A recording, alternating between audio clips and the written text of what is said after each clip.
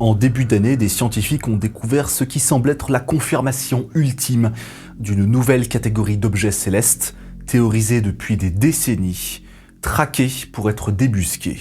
Faut que je vous raconte ça. Le meilleur moyen de débusquer des choses dans le cosmos lointain, c'est de l'observer sous le prisme des ondes radio, ou des rayons X. Non pas que la lumière visible soit inintéressante, mais elle ne révèle pas forcément la nature de certaines étoiles ou des régions du ciel encore inconnues. Et dans la constellation du Toucan se trouve 47 Tucanae. Tucanae, Toucan, logique, tout est lié. C'est le nom d'un amas globulaire gigantesque. En fait, on pense même que c'est le deuxième plus gros de la Voie lactée. Bon, en vrai, son nom c'est NGC 104, le 104e objet du New General Catalogue. Mais comme c'est moche, on va continuer à l'appeler par son surnom. Les amas globulaires ne sont pas des galaxies, ce sont des gigantesques regroupements d'étoiles à l'intérieur d'une galaxie qui sont regroupées par leur gravité mutuelle et qui sont également extrêmement lumineuses. Si la Voie lactée était comparée à une mégalopole, comme on le fait souvent, le système solaire dans le bras d'Orion, ce serait la banlieue. Un endroit calme, quelques étoiles autour, pas trop de supergéantes, quelques trous noirs par-ci par-là et c'est tout. Et un amas globulaire, ce serait une sorte de quartier d'affaires, de centre commercial. C'est aussi un peu le paradis des radiotélescopes, parce que rien que dans cet amas, situé à 15 000 années-lumière de notre planète et mesurant près de 120 années-lumière de large, contiendrait pas moins de 100 000 étoiles. On y a même détecté une bonne vingtaine de pulsars. 100 000 étoiles différentes dans un espace restreint de 120 années-lumière. C'est beaucoup. Si une civilisation extraterrestre habitait sur une exoplanète au cœur de l'amas globulaire, la nuit serait particulièrement lumineuse, tant le ciel nocturne serait riche et incroyable.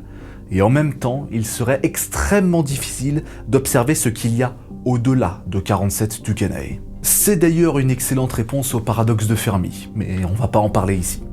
On en reparlera dans une autre vidéo, une longue vidéo. Mais si cet amas fait l'actualité aujourd'hui, ce n'est pas pour rien. En effet, il se cache quelques secrets bien gardés. Il y a quelques semaines, des astronomes de l'ATCA, l'Australia Telescope Compact Array, qui, comme son nom l'indique, se trouve au Pérou. Bref, ces astronomes ont capté un signal radio d'une intensité tellement faible qu'il a fallu près de 450 heures d'observation pour en réaliser des images en fausse couleur à partir des données reçues. 450 heures d'observation, 18 jours d'affilée. C'est très long. C'est d'ailleurs probablement l'image la plus sensible jamais prise venant d'un amas globulaire aussi gros. Et ce signal a forcément une source. Et plus important encore, cette source semble être au centre de l'amas. Vu la portée du signal, la source doit quand même être incroyablement petite. Donc c'est sûr, c'est pas une étoile dans la séquence principale comme le Soleil. Du coup, les hypothèses pour en expliquer l'origine sont plutôt réduites. La première, et évidemment la plus confortable, c'est le pulsar milliseconde, une étoile à neutrons qui tourne très vite sur elle-même. Après tout, 47 Tucanae est un vivier de pulsars et de résidus de cœurs de supergéantes qui ont explosé en fin de vie. Ou bien c'est simplement le disque d'accrétion d'une nouvelle catégorie d'objets célestes encore peu connus, les trous noirs intermédiaires. Un trou noir possède 3 caractéristiques qui le définissent. Son moment cinétique, sa charge électrique, et évidemment sa masse. Voilà, abonne-toi. Et quand on parle de la taille des trous noirs, on fait évidemment référence à la taille de l'horizon des événements, c'est-à-dire la grosse boule noire qui ne laisse rien échapper, pas même la lumière. Mais comme la taille de cet horizon est proportionnelle à la masse de la singularité, à l'intérieur, que l'on ne peut pas voir, en fait, les trous noirs les plus grands sont finalement les trous noirs les plus massifs. Il existe même une référence pour calculer la masse en fonction de la taille de cet horizon. Par exemple, un trou noir hypothétique faisant la masse de la Terre entière aurait une boule noire de 1,7 cm de diamètre. Et un trou noir stellaire de 10 masses solaires, c'est-à-dire 10 fois la masse de notre propre étoile, aurait un horizon de la taille de Tokyo.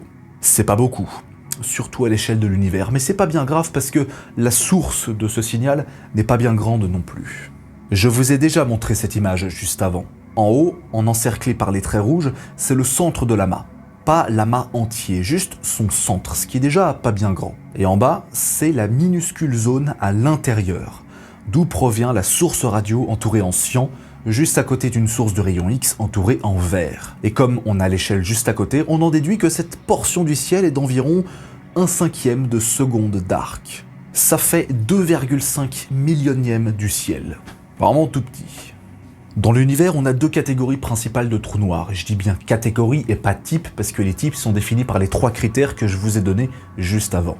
On a les stellaires, qui sont les résidus du cœur d'une supergéante qui a explosé en supernova, et qui varient entre 2 et 40 masses solaires. Et puis on a les supermassifs, évidemment, les rockstars des trous noirs, dont leur masse est comprise entre quelques centaines de milliers à plusieurs centaines de millions de masses solaires. On peut trouver des singularités encore plus importantes comme Phoenix A ou TON 618, dont j'ai déjà parlé, et dont la masse se compte en dizaines de milliards de masses solaires. Mais ces ultramassifs se comptent par dizaines, ils ne représentent qu'une infime minorité. Un trou noir stellaire a forcément une limite. Ouais, il est limité par la masse du cœur de la supergéante qui a explosé. Et forcément, c'est pas bien lourd. Quant aux supermassifs, dont l'origine est toujours inconnue, la fourchette est beaucoup plus large. Mais du coup, on se rend compte que l'écart entre les trous noirs stellaires et les trous noirs supermassifs est absolument énorme. Et en vrai, c'est super louche. On a donc arbitrairement théorisé une nouvelle catégorie, ce qu'on appelle les trous noirs intermédiaires, qui sont comprises entre 100 à 100 000 masses solaires, c'est-à-dire 100 000 fois la masse du Soleil. Et au vu du signal détecté par le radiotélescope australien, l'article qui a été publié et qui relate la découverte explique que le centre de l'amas 47 Tucanae contiendrait un trou noir beaucoup trop massif pour être simplement le résidu du cœur d'une étoile, mais en même temps trop léger pour être un supermassif. Et donc, il pourrait bien être un trou noir de masse intermédiaire. Vient alors la question de son origine, parce que si jamais c'est vrai, on sait qu'aucun trou noir intermédiaire ne peut se former naturellement dans l'univers. Bah ouais, trop lourd pour venir directement d'une étoile et trop léger pour être un supermassif au centre d'une galaxie. Il doit forcément être le résultat de quelque chose, la combinaison de plusieurs éléments distincts. Mais est-ce qu'ils existent réellement? Oui, parce qu'on en a déjà découvert en fait. Le 21 mai 2019, l'observatoire LIGO détecte une onde gravitationnelle, le résultat de l'interaction entre 2 trous noirs stellaires. Ils formaient ensemble un système binaire, c'est-à-dire les 2 qui se tournent autour avant que leur gravité mutuelle les fasse se fusionner pour devenir un trou noir plus massif avec un horizon des événements plus grand. L'onde gravitationnelle, à la suite de cette collision, a été émise il y a 7 milliards d'années. Et avec l'accélération de l'expansion de l'univers, à l'heure actuelle, ce trou noir nouvellement fusionné se trouverait à 16 milliards d'années-lumière de la Terre. Les estimations les plus précises donnent 2 trous noirs de 85 et 66 masses solaires qui auraient fusionné pour former un trou noir plus grand de 142 masses solaires.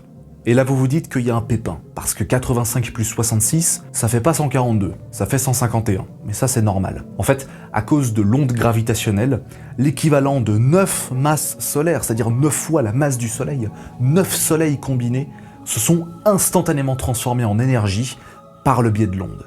Cette onde, appelée GW 190521, a eu un succès retentissant parce qu'il est le résultat de la naissance d'un trou noir trop lourd pour n'importe quel cœur d'étoile lourde, et donc un trou noir intermédiaire. Ça pourrait être une belle explication. Le fait que les trous noirs intermédiaires soient juste la combinaison de plusieurs petits trous noirs stellaires qui ont fusionné. C'est tout à fait concevable. On a juste une singularité plus massive et donc forcément un horizon des événements plus grand. Un trou noir intermédiaire, c'est peut-être juste un stellaire qui est devenu enveloppé. Et c'est ce qui a pu se passer dans l'amas globulaire du Toucan, 47 Tucanae. Surtout en voyant le nombre d'étoiles aux alentours, on n'est pas vraiment surpris. Alors, je tiens à rappeler un truc. Les amas globulaires sont certes denses et riches en étoiles et en métaux lourds, mais dense ne veut pas dire collées entre elles. Cette illusion d'optique vient du fait que dans les images du ciel, l'éclat des étoiles est constamment surexposé et la taille apparente réelle des astres est masquée par leur propre éclat. Donc forcément, en voyant ces images, on a l'impression que les étoiles sont toutes proches l'une de l'autre. Mais c'est faux. Bon, par contre, on aurait un ciel incroyablement lumineux, un voyage interstellaire sacrément plus facile et une mécanique céleste à faire s'arracher les cheveux pour n'importe quel mathématicien qui s'y intéresserait de près. Et en attendant les prochaines preuves accablantes de l'existence de ces objets, vous pouvez toujours vous abonner à la chaîne, partager mon travail, mettre un petit pouce bleu, un commentaire, activer la cloche et regarder les autres vidéos. Allez, salut, à la prochaine.